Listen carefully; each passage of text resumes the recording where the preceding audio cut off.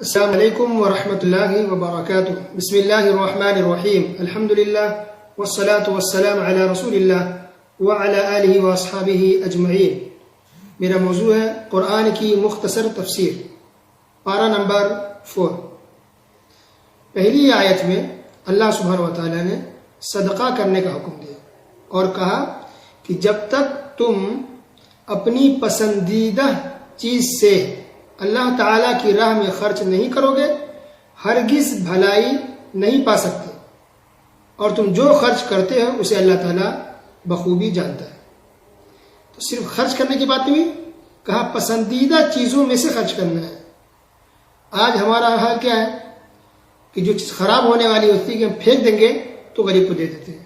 کپڑے پھٹ گئے نہیں پہن سکتے تو غریب کو دیتے ہیں. کھانا سڑ گیا نہیں کھا سکتے تو غریب کو دیتے ہیں. یہ طریقہ صحیح نہیں ہے. جس طرح سے ہم کھانے پینے میں، پہننے میں یا استعمال کی دوسری چیزوں میں اچھی چیز پسند کرتے ہیں، صحیح سلامت چیز پسند کرتے ہیں، وہی چیز غریبوں کو بھی دینی چاہیے. اس کے بعد اللہ تعالیٰ نے 2-3 آیتوں کے اندر یہودیوں کے اعتراض کا جواب دیا. یہودیوں نے یہ کہا نبی کریم صلی اللہ علیہ وسلم سے کہ ابراہیم علیہ السلام کی شریعت میں گوشت کھانا اونٹ کا اور اونٹ کا دودھ پینا حرام تھا، لیکن آپ تو اونٹ کا گوشت بھی کھاتے ہیں اور اس کا دودھ بھی پیتے ہیں. تو اللہ سبحانہ و تعالیٰ نے آیت نازل فرما دی، کہا کہ یہودی جھوٹ بول رہے ہیں. جس طرح سے آج اونٹ کا گوشت اور اس کا دودھ حلال ہے، ابراہیم علیہ السلام کے زمانے میں بھی اونٹ حلال تھا، اونٹ کا گوشت اس کے دودھ بھی حلال تھے، لوگ کھاتے تھے. یہودی جھوٹ بول رہے ہیں. اللہ اکبر. اس سے پتہ چلا کہ جو کافر ہے، غیر مسلم، اگر کوئی بات کہتا ہے ہماری شریعت کے بارے میں، اسلام کے بارے میں، تو فوراً ہمیں نہیں ماننا چاہیے. پہلے تحقیق کرے کہ واقعی بات ہے بھی یا نہیں. جو اعتراض کرتے ہیں عام طور پر، اور یہ صفت جھوٹ بولنے کی افسوس کے ساتھ بدعتیوں کے اندر بھی ہے. بہت سے بدعتی، بلکہ اکثر بدعتی ایسے جو جھوٹ بولتے ہیں. کہیں گے کوئی وظیفہ بیان کریں گے، یہ کام کر لو تو آپ کا یہ کام ہو جائے گا، یہ وظیفہ پڑھ لو تو سال بھر کی روزی کا انتظام ہو جائے گا، یہ وظیفہ کر لو تو ساری پریشانی دور ہو جائے گی. کہتے ہیں یہ حدیث کی کتاب میں ہے، نبی نے فرمایا ہے. اب پتہ چلتا کہ نہیں، وہ حدیث میں ہے ہی نہیں، نبی نے فرمایا ہی نہیں. تو یہ ایسے جھوٹے بدعتیوں سے، ہر طرح کی بدعتیوں سے انسان کو چوکنا رہنا چاہیے، ہوشیار رہنا چاہیے. ہر سنائی اور سنی جانے والی بات اور بتائی جانے بات ضروری نہیں کہ وہ صحیح بھی ہو. ہمیں اسے تحقیق کرنے کی دعوت ملتی ہے کہ ہمیں تحقیق کرنی چاہیے اور کسی کی بات پر فوراً آپ یقین نہ کریں. اس کے بعد اللہ تعالیٰ نے کہا کہ یہ خانہ کعبہ جو مکہ میں یہ سب سے پہلا گھر ہے، اور یہودی کیا دعویٰ کرتے تھے کہ بیت المقدس سب سے پہلا گھر ہے. یہاں بھی لوگوں نے جھوٹ بولا.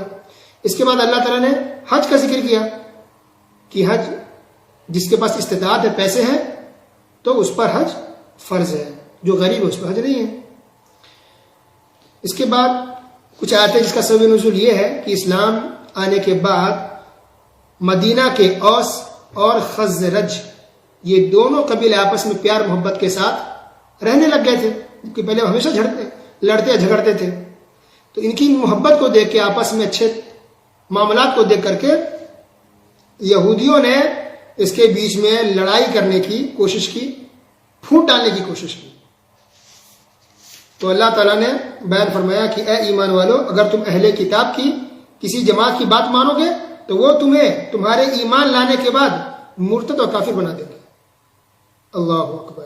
تو کبھی بھی غیر مسلم کو فالو نہیں کرنا چاہیے. کتنے افسوس کی بات ہے کہ آج لوگ کتنا فالو کرتے ہیں غیر مسلم کے طریقے کو. شادی بیاہ کا مسئلہ ہو، شادی کا فنکشن ہو، اور کوئی مسئلہ ہو، پوری کاپی لوگ کرتے ہیں آج کل. بہت سے مسلمان کافروں کی، کرسچن کی یا ہندوؤں کی. استغفر اللہ استغفر اللہ. یہ خطرے والی بات ہے، انسان کے لیے بہت افسوس والی بات ہے کہ وہ کافروں کے طریقے کو فالو کرتے ہیں، جبکہ ہمارے اسلام کے اندر ہر چیز کا مسئلہ، ہر چیز کا طریقہ بتا دیا گیا ہے. اس کے بعد اللہ تعالیٰ نے تقویٰ کی تلقین کی اور کہا کہ تم سب کے سب اتحاد و اتفاق کے ساتھ رہو، اللہ کی مضبوطی، اللہ کی رسی کو مضبوطی سے تھامے رہو. سارے مسلمان کسی بھی ملک کے ہوں، کسی بھی علاقے کے ہوں، کسی بھی نسل کے ہوں، کوئی بھی قوم ہو، کوئی بھی ذات ہو، مسلمان ہیں تو سارے بھائی بھائی ہیں. مسلم عورتیں لڑکیاں ہیں، آپس میں بہنیں ہیں. سب کو مل جل کے رہنا چاہیے. یہ بنیاد بنا کر کے نسل اور قوم کی یا کسی اور وجہ سے انتشار کرنا، لڑائی جھگڑے کرنا، یہ صحیح نہیں ہے. اتحاد و اتفاق قائم رکھنا، مل جل کر رہنا، یہ ضروری ہے، ورنہ اسی کا اختلاف کا ہی غیر مسلم فائدہ اٹھاتے رہتے ہیں. آج دیکھیے بہت سے غیر مسلم ہیں جو مسلمان ملکوں کو لڑاتے رہتے ہیں غلط فہمیاں پیدا کر کے، یا کچھ قوموں کو لڑاتے رہتے ہیں، کچھ لوگوں کو آپس میں لڑاتے رہتے ہیں اور لوگوں کو پتہ ہی نہیں چلتا ہے. اللہ ہم سب کی حفاظت فرمائے، آمین. اس کے بعد اللہ تعالیٰ نے کہا کہ تم بہترین امت ہو، سب سے بہتر امت ہو. کتنی امت آئی، کتنی کو، بہت ساری آئی. ابراہیم علیہ السلام کی امت تھی، موسیٰ علیہ السلام کی قوم تھی، عیسیٰ علیہ السلام کی قوم تھی، سلیمان علیہ السلام کی، ہر نبی کی قوم ہوتی ہے. تو جو آخری قوم ہے یہ ہے امت محمدیہ، محمد رسول اللہ صلی اللہ علیہ وسلم کی امت ہے. تو اللہ تعالیٰ نے اس امت کو سب سے بہتر بنایا. اللہ اکبر. گویا کتنا بڑا اللہ نے احسان کیا ہم لوگوں پر کہ ہم لوگ سب سے اخیر میں آئے دنیا میں، اس کے باوجود بھی اللہ نے اتنا اونچا مقام و مرتبہ دیا ہے. اس شکریہ کا یا اس نعمت کا ہمارے دلوں میں احساس ہونا چاہیے، اور ہمیں چاہیے کہ ہم اچھا بنے، نیک بنے، دیندار بنے، قرآن اس کو فالو کریں. اللہ نے اونچا مقام دیا ہے تو اس کے حساب سے اسلام کو فالو بھی کرنی چاہیے. اور اگر نہیں کریں گے تو وہی ہوگا جو پچھلی قوموں کا ہوا کہ اللہ کا عذاب آیا اور اللہ تعالیٰ نے کئی طرح سے ان کو آزمایا اور عذاب میں مبتلا کیا. اس کے بعد اللہ تعالیٰ نے کہا کہ قیامت کے دن جو نیک لوگ ہوں گے اس کے چہرے چمک رہے ہوں گے، چہرے پر رونق ہوگی، خوش ہوں گے. اور جو برے لوگ ہوں گے اس کا چہرہ کالا ہوگا، بلیک ہوگا. چہرے سے پہچان لی جائیں گے یہ لوگ گنہگار، سیاکار اور نافرمان لوگ ہیں. پھر اللہ نے یہ بھی بیان کیا کہ اہل کتاب کی نافرمانی کی وجہ سے اللہ تعالیٰ نے ان پر ذلت اور رسوائی ڈال دی، ذلت اور رسوائی ڈال دی اور غریب بنا دیا. فقر و فاقہ کے لوگ شکار ہو گئے، کھانے کو لوگ ترسنے لگ گئے. اہل کتاب یعنی یہودی اور عیسائی، ان دونوں کو اہل کتاب کہا جاتا ہے. تو پتہ چلا کہ نافرمانی کی وجہ سے اللہ فقر و فاقہ بھی دیتا ہے، مالوں میں تنگی کر دیتا ہے، انسان کما نہیں پاتا ہے. جاب ملتی ہے، ملتے چھوٹ جاتی ہے، یا مل جاتی ہے چھوٹ جاتی ہے، ملتی نہیں ہے. تلاش کر رہے ہیں، ڈگری ہے، سب کچھ ہے، لیکن جاب نہیں ملتی ہے. بزنس اسٹارٹ کرتے ہیں، ٹھپ پڑ جاتا ہے، نقصان ہو جاتا ہے، چل ہی نہیں پا رہا بزنس. یہ اور بھی کئی طرح کے ہوتے ہیں. ہو سکتا ہے کہیں نہ کہیں یہ انسان کی نافرمانی کی وجہ سے، کہیں نہ کہیں ہو سکتا ہے کہ گناہوں کی سزا ہو سکتا ہے کہ اللہ کی نافرمانی کی وجہ سے اللہ تعالیٰ نے یہ حالات اس کے پیدا کر دیے ہوں. اس کے بہت زیادہ چانسز ہیں. پھر اللہ تعالیٰ نے کہا کہ کافروں کو دوست مت بنا. یاد رکھیں دلی محبت صرف مسلمانوں سے ہونی چاہیے، کسی بھی کافر سے دلی محبت نہیں ہونی چاہیے. مثلا کوئی انسان ہے ساتھ میں جاب کرتا ہے یا بزنس کر رہا ہے غیر مسلم کے ساتھ، تو بزنس کر سکتا ہے، اوکے. یا مسلم لڑکی ہے اس کے ساتھ غیر مسلم کی لڑکی پڑھتی ہے کالج میں، مثلا پڑھ سکتے ہیں ساتھ میں، لیکن دلی دوستی کرنا، گھر کی باتیں بتانا، راز کی باتیں بتانا، دلی محبت اس سے کرنا، یہ جائز مسلمانوں کے لیے نہیں ہے.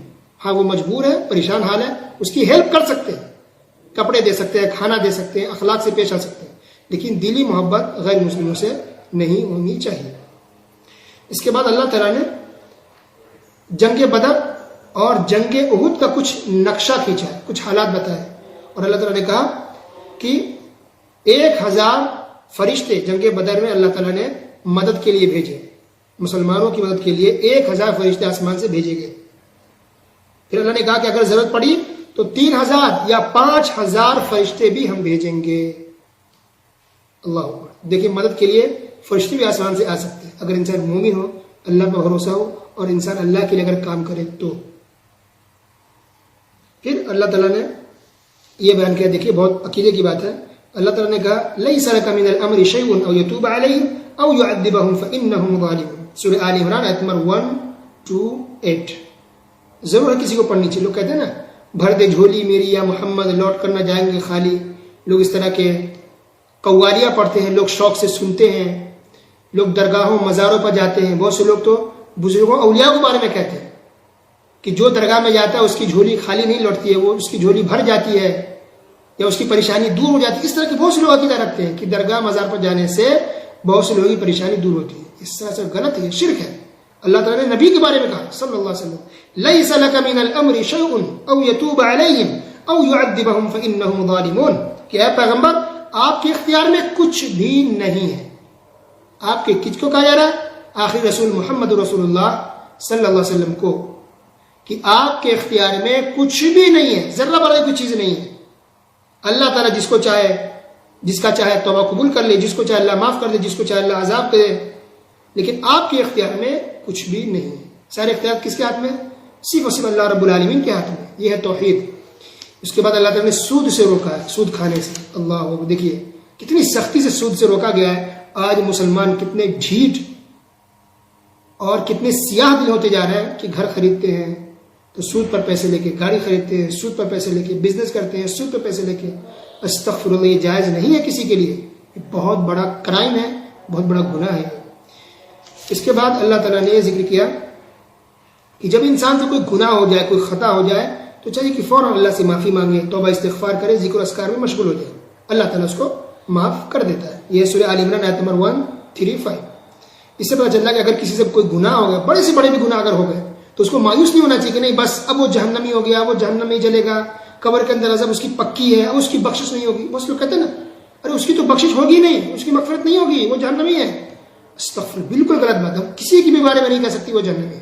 ہاں اس کے بارے میں کہہ سکتی جو کافر ہو کر کے مرے، جیسے ہندو ہے، کرسچن ہے، یہودی ہے، اگر اسی حالت میں مر جاتا ہے تب کنفرم ہے کہ ہاں وہ جہنمی ہے۔